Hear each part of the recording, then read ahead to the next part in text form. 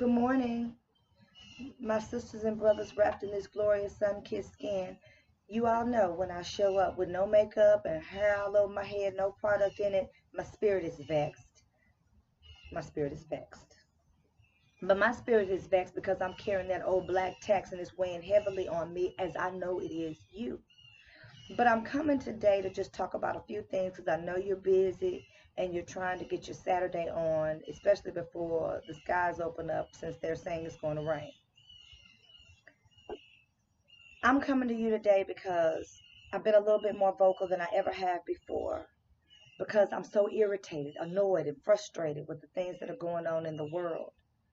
And I know that we've been dealing with the death of Botham Jean, whether you live in Dallas or you live anywhere else, you are vexed because a young man, 26 years old, a child, because he's somebody's child, was senselessly murdered in his home at 10 o'clock at night while he, in his drawers, in the words of D.L. Hughley, uh, went to see what was going on at his front door and was shot in his heart and died by a white police officer who claimed that she was in the wrong place at the wrong time. I have seen comments from WFAA, which is the local Channel 8 news here in Dallas, Fort Worth area, Metroplex. Someone made the comment, it was an accident. Stop trying to make it more than that. And what I want to talk today about is accidents. Botham Jean was no more an accident than Emmett Till, no more an accident than Malcolm X, no more an accident than Martin Luther King. Because if you don't see those things as accidents, then you can't see him as an accident because there are several things that take place here. And I'm going to be real brief because I know y'all done heard it all.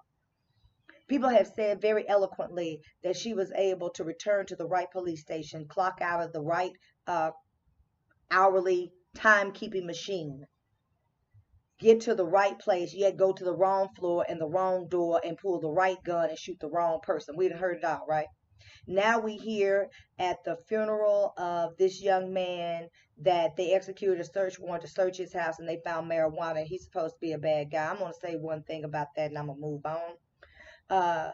There is something afoot here. Either she was aware that where he kept his weed, if it was his, and she had full knowledge of that because of a previous relationship that they're hiding, or all black people do drugs, and so that is the belief of the Dallas Police Department, and so therefore you're going to find it. Now if they're that prejudiced where they believe that all black people have some kind of contraband in their house, then they should not be the ones that are policing us because they're already prejudiced and have a preconceived notion about black people as a whole. And so either way we cut this pie, we should righteously so be distrustful. But I also want to talk about the fact that we have a black woman police chief. Many people have come out against her. I don't know her personally. I know some other city leaders, city councilmen, and women, black and white, but I do not have a relationship with her. But what I will say is stop hiding behind that petition when we have a city council meeting. Stop allowing the district attorney, Faith Johnson, who is a black Republican, to come out and talk about what they are and are not going to do. Because let's be quite clear. Dominique Alexander and the Next Generation Network, along with our civil rights leaders like Pastor or Reverend Frederick Haynes III, Frederick Douglass Haynes III, let me get it all the way out, and those persons that work very actively in this community put pressure on Faith to try the Roy Oliver case. She didn't just do that because she wanted to. And be real clear, brothers and sisters, this is an election season. She wants to win the election to be the district attorney. It behooved her to move because 52% of the vote comes from the south side of the Trinity. And those of you that are not familiar with Dallas, Texas, and Dallas County as a whole, you need to know that that's considered the black part of town. So when we start making these comments and talking, we need to know the backstory. Is this chair looking real big to y'all, or am I just real little? Probably a little bit of the both. I've digressed. So I want to be real clear about what's going on. From my perspective, I was there Wednesday when the city council meeting shut down and the mayor walked out on us. It was disrespectful. It was disrespectful to a grieving, hurting people. Because are you leading and serving the people, or leading and serving your own self-interest and your cronies? I want to tell all white people, stop doing this. Stop pushing somebody black up there that you pat on the shoulder, that you think a hell of a whole lot about, and think that we're going to do the same. Contrary to belief, we have our own minds. Whether you agree or disagree with how we handle our business, we have our own minds, our own thought process, and we are moved by that sentimentality. Stop doing that. And our black city leaders, state leaders, national leaders, stop falling for the banana in the tailpipe. Stop thinking that you can do the wrong thing for the right reasons. That's an oxymoron. Most of us are not fluent in oxymoronic language. Stop. Stop and see about us. Stop and listen to us. Stop and care about us. And I'm saying this with all due respect, no shade. Don't say we're going to go on with city business when you got a gallery full of grieving people that are incensed because they know that they're not being told everything, that the transparency that you say you're going to have is clothed and cloaked in something other than that. Stop. We recognize that you may not be able to tell us everything because you want to protect the integrity of the case, but do not compromise our feelings and belittle and demean them and then tell us we should be all right and trust you. We have to trust you because you've earned our trust and our respect. We need people like Lee Merritt, regardless of what y'all want to say about him, because you know what? When TMZ came to him, you know what he didn't do? He didn't do the step and fetch it routine. He mocked and laughed at them in their face because they said something ridiculous like, is this common? Are they not watching the news? We've got a man in Mesquite that they tried to say he rolled up the window on the police officer and drove off. Police officers, get off the car. And as the car goes, you get the tag and you can go get him later. You don't have to kill him.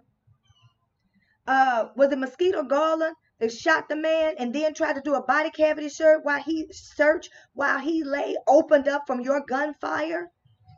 Because he was trying to stop the alarm in his own car. What do you mean is this common? Absolutely it is. It is typical and it is common. I want to say something to all of y'all in this Cardi B mess. Don't think more of a person than they think of you. The main people that are out here fighting for Cardi B are not voters. You want to say your vote does not count? Stop it. Just stop. The reason that they go so far as to redistrict the lines to marginalize you in an area is so your vote won't have the same kind of impact that the other areas do. So if your vote didn't count, would they work so diligently to snuff it out? Stop. Stop falling for distractions. Stop listening to the ridiculousness of Trump and pay attention to what he's doing. He has rolled back and repealed every piece of legislation that would help you. Stop. I'm here this morning while I drink my detox tea. I'm trying to detox from all the foolishness as well. We have got to be better. We are better than this. Pay attention. And then do something. So you're probably sitting there saying, what have you done? I'm here. I'm in these streets. I'm paying attention. I'm showing up to the best of my ability. But you know what moves me? Is my son, when Tamir was killed, was approximately 5 years old, said, are the police going to shoot me because I'm a black boy? You know, we had an incident in the city council where my son called one of the city council members by name and wanted to know where he was going. And my 7-year-old son said, I do not know, but this is no time for a bathroom break. So out of the mouths of babes, they are saying there should be more done. And the reason that we should be galvanized in these streets, moving, registering people to vote, and talking about these issues is because if they don't do it, then somebody else has to. But we don't have any power. You got $1 billion worth of retail power every year. You don't think that they're concerned about you? Stop buying those J's. Start registering to vote. We got a Kaepernick that signed to Just Do It campaign with Nike. We all in celebration. White folks out here burning their shoes. Isn't it ironic that every time they want to make a statement, they burn something? I'm going to sip on that. Okay, I've taken up too much of your time. I know a whole lot of people got short attention spans, and y'all know I got a whole lot to say. And I haven't been saying it because I've been concerned about other things that are superfluous. Like, what are people going to think? And you know what? Let's stop doing that. Let's start talking. Let's start doing. Let's start seeing and appreciating and supporting one another who are really trying to do something. Not Cardi B. She can't even articulate a thought. No shade. That's what works for you. Do you, sis? But we need to reclaim our time. We need to do something that speaks to the power that we have. So while you're going around that mess, that gets you nothing. Puts no money in your pocket, protects you from the boys and girls in blue. No, it doesn't. It doesn't give you an escape periodically. Okay, fine. Then do it periodically. But stop getting out here fighting battles for people who don't even know you exist. Botham Jean's family needs you. But you know what? You say, well, I didn't know him either. And you don't know me. But do you know your neighbor? Do you know the guy who comes by every now and then to just say, is everything all right? Do you know the teacher at the school that takes a little bit more time with your son or your daughter? You know them? Then you ought to be incensed and out here moving in these streets.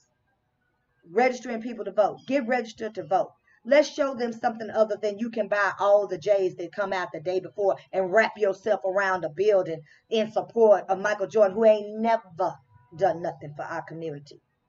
He only recently, in the last year, came out against this police brutality, but Kaepernick been there. Taking a knee. Okay, you got Shannon Sharp, who is really a champion for Colin Kaepernick.